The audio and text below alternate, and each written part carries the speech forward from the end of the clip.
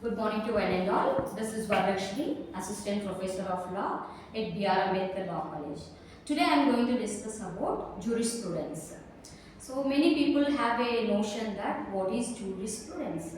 So basically jurisprudence is nothing but it is two words from Latin, that is juris plus prudentia.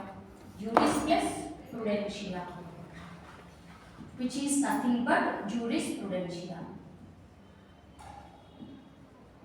which means basically these two have different terminology. Juris means law, prudentia means skill or knowledge. So if you put together skill or knowledge of the law. So this particular, what is the necessary of studying this particular subject? It looks, many people thinks that this is very dry subject. It is very difficult to remember the jurist names, so on and so forth. But without understanding the jurisprudence, it is very difficult to understand the other subjects also. The person who knows about the jurisprudence, definitely he can understand some other subjects too, because jurisprudence having tried to establish the what exactly law is all about. Because if you go back and understand the what is meaning of the law without understanding jurisprudence, it is very difficult, because jurisprudence having an interrelation between other social sciences too, such as sociology, political science, ethics, morality, history, okay, economics and psychology, because these all are interrelated in the society. So jurisprudence try to establish the relation between law and society, law and sociology, law and economics, law and political science, law and historical history or moral or morality. So the jurisprudence is all about interrelated with the many social sciences. But now, why a legal student has to be studying? Because legal students are the one who is studying law. They must know about how the legal system is being developed. So, without understanding the legal principles or evolution of the legal system, it is very difficult.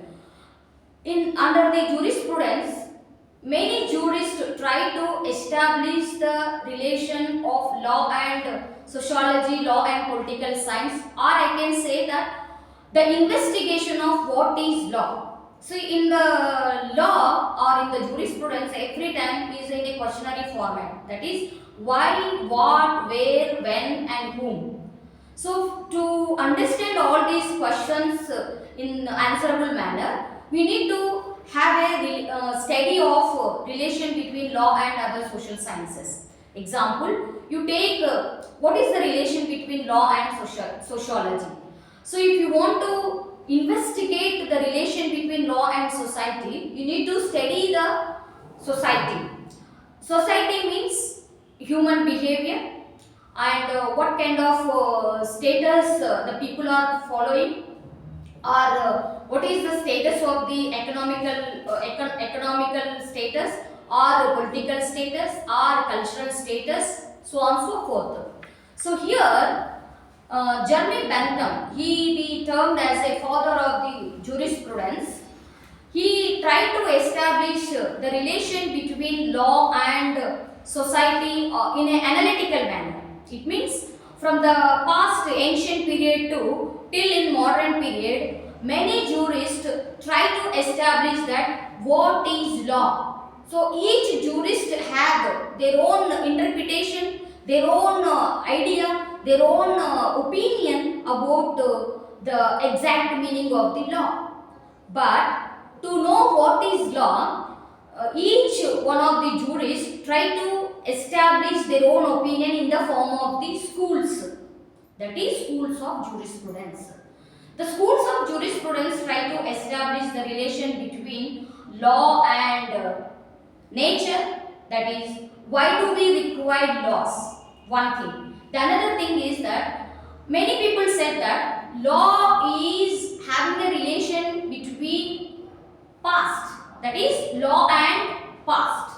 What is the relation between law and past? Why it is important?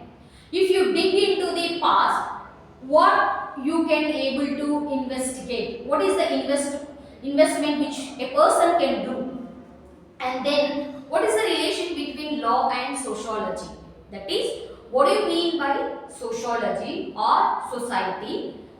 Because each jurist try to dig into the are trying to establish the relation between law and sociology, and some people say that without having a reason we cannot establish anything in the society.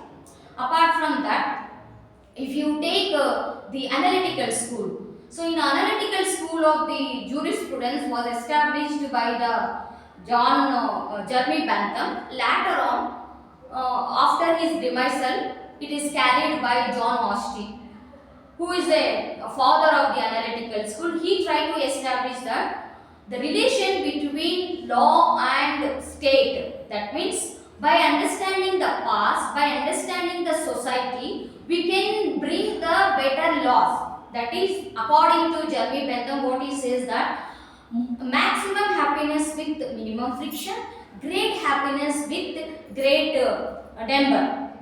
It means they analyzed that the custom or the society are the source for lawmaking process. Finally, the analytical school tried to establish that state having the power to bring the good laws for the betterment of the society, to maintain the peace and tranquility. That's the reason, according to John Austin, what he said that law is the command of sovereign power backed by the sanctions. It means only sovereign power have the authority to bring good laws for the betterment of the society. How, in what way, we will discuss in the next part. But the thing is that analytical school during the 19th century, or I can say British period, or before independence, there were many struggles were faced by the Indian people, and according to the Indian mindset, we achieved independence on August 15, 1947. After that, we did a lot of research, and many struggles came into existence in the form of the constitution. So the schools of jurisprudence try to establish that how we got a number of civil laws, that is according to Roscoe Pound, he has divided laws into three aspects. One is public interest, private interest, and general interest. All these interests can be protected by only state.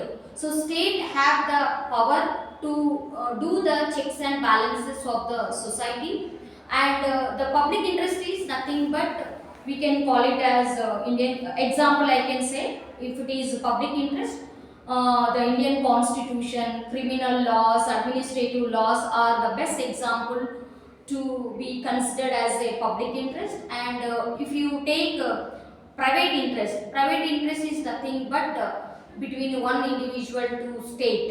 It means individual to individual, any conflicts comes, then private interest will take place. So private interest means you can take personal laws such as Hindu law, Muslim law, or contracts, arbitration, or law of torts, so on, property, so on so forth. We can take into the consideration examples for private law. And coming to the general laws, because in the society we do have natural calamities like rivers, water, forest, animals, so on so forth. To protect their interest also, government is introduced n number of laws such as environmental law, or animal protection laws, or Mines Act, so on so forth. So all these laws were evolved through the jurisprudence only. So that's the reason I can say that lot of importance is given to the jurisprudence. So jurisprudence is considered as a mother of law, eye idea of law, grammar of law, because through the jurisprudence, ideology or thought process only, many jurists propounded theories such as social contract theory, oak gist theory. Social contract theory was introduced by Rousseau, further elaborated by John Locke, and finally shaped up by the Thomas Hobbes. And old gist theory. Old gist theory is nothing but people's will theory, which was propounded by Savigny. He was a French jurist. So it means we need to give much importance for the customs, and based on the people's will only we can bring the good laws. Apart from that, sociological school of jurisprudence, Roscoe Pound propounded the social engineering theory. So he compared the social lawyers with the engineers, because engineers will do lot of experiments in the laboratories or through the product manner, but the lawyers will find the root cause to bring into the social change through the law only. So sociological school of jurisprudence try to